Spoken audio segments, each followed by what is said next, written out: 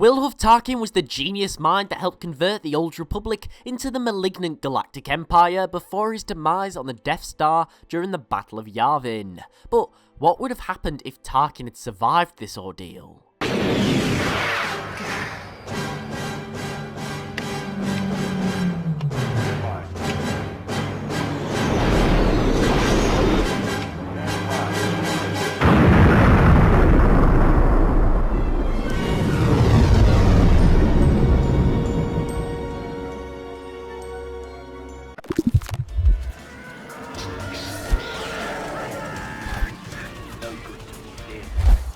So, for this theory, I'm going to say that before the Battle of Yavin happens, Tarkin is recalled back to Coruscant for whatever reason. Possibly because Sidious would have concerns after the rebels had managed to acquire the Death Star plans. As well as this, after disbanding the Senate, much of the galaxy would be in uproar, and Tarkin had in the past specialised in stopping insurrections.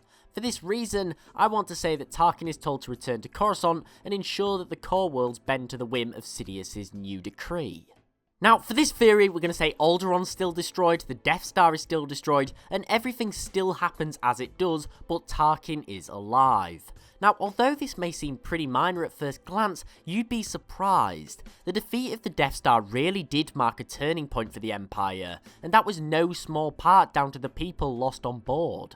You see, the Death Star was host to some of the Imperial's greatest minds, from Tarkin, Yularen, and various Moffs, as well as countless other officials. For this reason, when they did die, their roles were refilled with lesser experienced officers, whose mistakes did eventually cost the Empire dearly. Now, obviously the Death Star's destruction is going to look bad on Tarkin's record, and it would be a rare defeat for him, that the Empire would not take well. For this reason, I believe Tarkin would be desperate to prove himself capable in the eyes of Sidious once more. For this reason, I think Tarkin would do the same thing that he did when facing separatist remnants on Antar, which involved executing civilians in a genocide. I believe that Tarkin would employ these methods, leading to a purge across the galaxy of rebel sympathizers. You see, the rebellion had a great deal of financial backers and sympathizers, and the Empire knew who many of these wealthy benefactors were. However, previously the Galactic Senate had stopped them from taking action against them. Tarkin would likely begin by demolishing the very foundations that the rebellion was founded on, exterminating entire civilizations where rebel sympathizers were expected to dwell, seizing companies and factories that were suspected to provide rebels with their ships, supplies, and weaponry. This would be done in order to create fear, by showing the galaxy that the little leeway the Empire had given previously to those in dealing with insurgents was now gone, and anyone not loyal to the Empire would fall before it. As well as this, Tarkin would likely be responsible for filling the roles of those on the Death Star.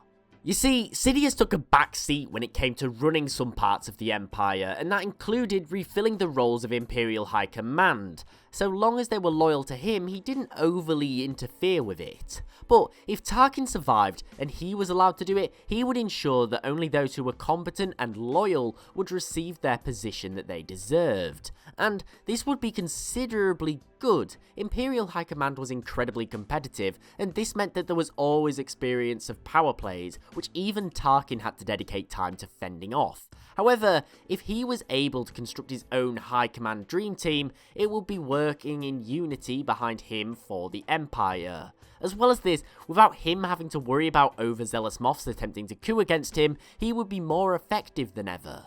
The final factor we need to consider is the Outer Rim. Now, Tarkin was the official governor of the Outer Rim territories, and this is where majority of rebel activity originated and occurred.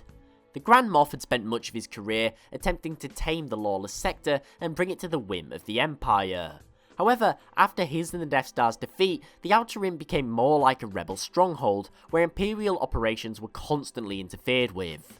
Now, I believe that Tarkin really would put an emphasis on the Outer Rim if he did survive, employing more planetary governors, increasing surveillance, and dealing with threats more severely. This would mean that the rebellion would likely struggle to find new bases following their retreat from Yavin. As well as this, it would probably make it impossible for them to make footholds on other worlds, as many would-be sympathizers would be too afraid to deal with them. Ultimately, I believe that Tarkin's survival would lead to a far more effective empire than the one that we're faced with in our timeline.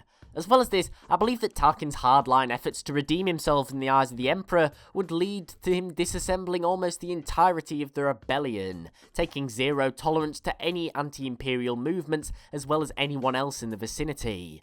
This would surely make a very clear message to the galaxy what would happen to those who aided and abetted enemies of the Imperials. The idea of needing proof would be a thing of the past. Anyone so much as suspected of acting against the interests of the Empire would feel its full force. Tarkin would be more powerful than ever, with him and his loyal underlings likely being able to defeat the rebels by not making the same mistakes that the Empire did in our timeline, such as the ones made in the attack on Hoth, trusting Lando Calrissian on Bespin, or the disastrous trap on Endor. I believe that the Grand Moff's survival would drastically change what the Empire would look like after the Battle of Yavin. This man, who had been integral to the initial rise of Sidious, would definitely make the Empire a far more competent opponent for the rebellion to overcome. But what do you think? Would Tarkin's survival lead to the rebellion's destruction or not? Thanks for watching, I hope you enjoyed. If so, please remember to like and sub for more Star Wars content, as it's always appreciated and really helps the channel grow. Also, don't forget to follow me on Twitter at TheLoreGuy for regular updates. Thanks for watching, I hope you enjoyed, and I'll see you next time.